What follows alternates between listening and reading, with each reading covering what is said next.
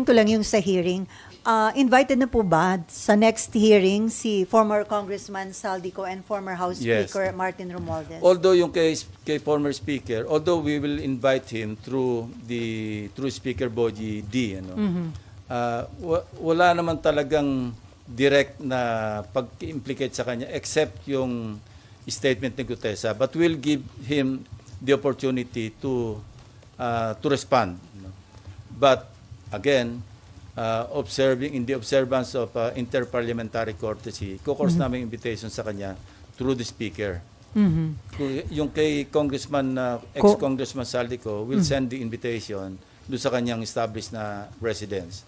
Kaya lang sir, yung Office of the Ombudsman, mukhang dun sa last known residents, parang they refuse to accept yung pinadala ng Ombudsman. Well, it's up to them, no? Kasi kung hindi mahid yung invitation, ang susunod subpoena. At kung hindi pa rin siya sisipot based on the subpoena, then somebody may move for the issuance of a contempt citation and eventually a warrant of arrest. At yung warrant of arrest, sir, yun, pwedeng hingin ang tulong ng Interpol para arestuhin kung saang bansa siya nandun? Probably, kasi valid naman yung warrant of arrest, yung i-issue ng Senate. So that is as valid as any warrant of arrest issued by the court. I don't know, I'm not sure. But we will try. No? Sir, may info daw kung sisipot si former Speaker Romualdez sa hearing ng Senate.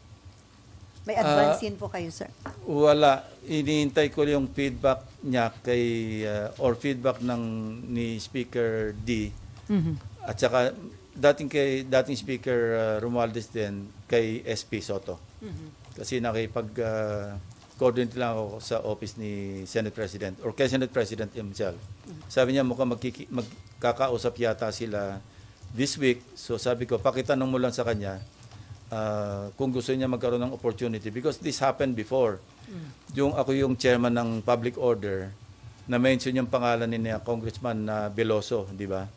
And they requested me to be given the opportunity to make their manifestation and I gave them that opportunity.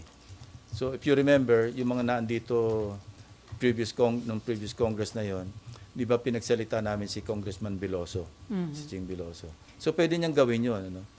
At kung gusto niya sagutin yung mga allegation, in fact, we're thinking of sending subpoena duces tecum do sa contractor na naggagawa ng renovation noong bahay sa 42 McKinley Road, ano? At saka yung security agency na naggugwardya ron. So, kung meron silang logbook, ipapadala namin yung logbook dito to find out if indeed, between the period December 2024 hanggang August 2025, I believe yun yung period na sinasabi ni Gutesa na nagde-deliver sila ng pera doon sa 42 McKinley Road. At kung meron sa logbook na may mga pumasok talaga mga sasakyan, mga vans or convoy of vehicles, then that's a strong supporting document to buttress yung testimony ni Gutesa, even without Gutesa coming back to testify, I think. Because remember, yung kanyang sinumpang salaysay na naging questionable o forged yung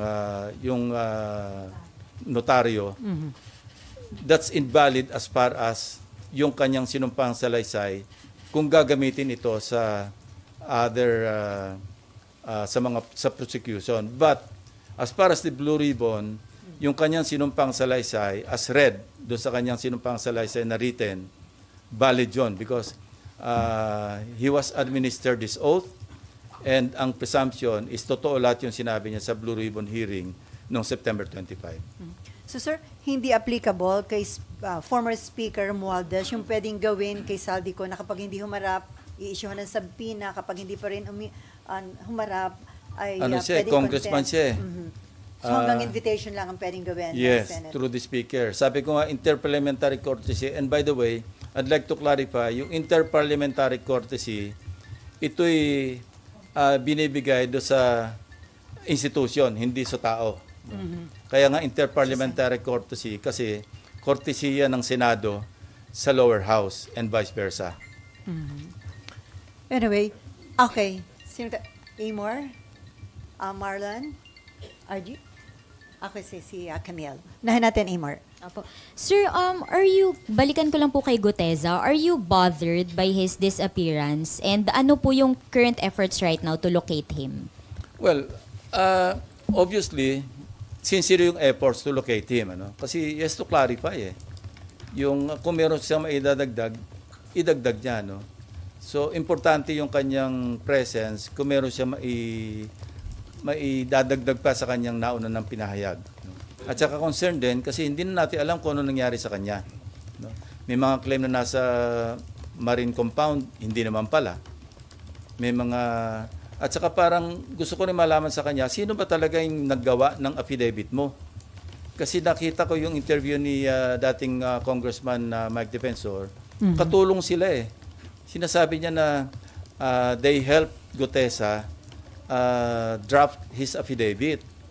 So, kailangan maklarify din yon. Hindi bang sariling gawa ni Gutesa yung affidavit? Kung hindi niya sarili, sino yung mga tumulong sa kanya na maggawa ng affidavit?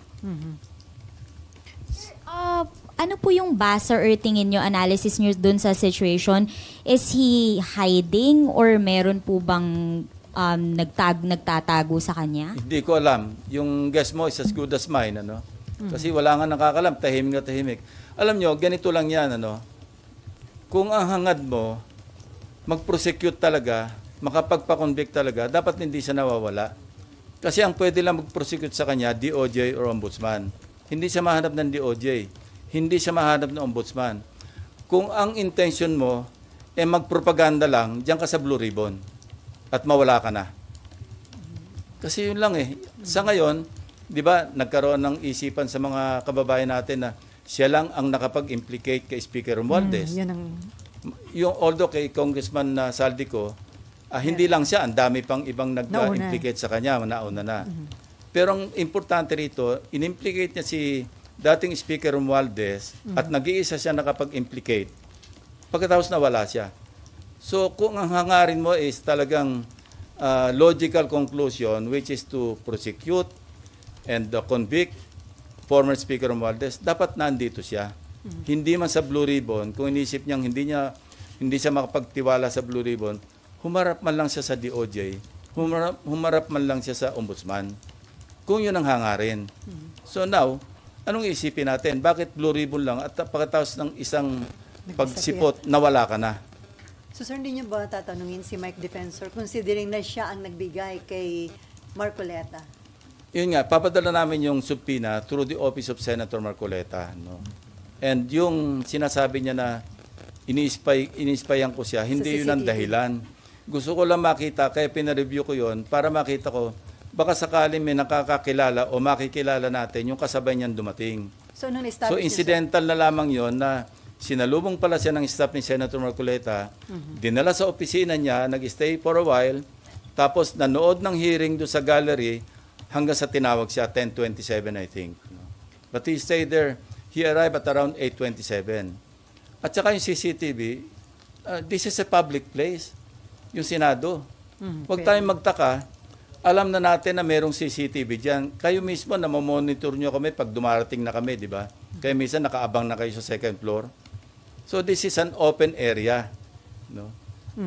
And, meron tayong jurisprudence tungkol sa CCTV footages. Yun yung Ople versus Torres. Ang tawag doon, ang doctrine doon, yung reasonable expectation of privacy. Meaning, pag nasa public place ka, i-expect mo naman na yung privacy mo mako-compromise, no? May reasonable expectation privacy. Kung nasa private place ka, now, I heard Senator Marcoleta na kung ako ba nagbi-Big Brother o okay lang ba raw na tiktikan niya rin opisina ko, well, bibigyan ko siya ng logbook kung gusto niya everyday, kung sino yung pupunta sa office ko. At walang contractor na pupunta doon. Wala maski sino pupunta except mga official business. Public place to Wag tayong maging onion skin na lalabas yung mga bisita natin o kung sino yung mga pinatawag natin. Dahil CCTV yan .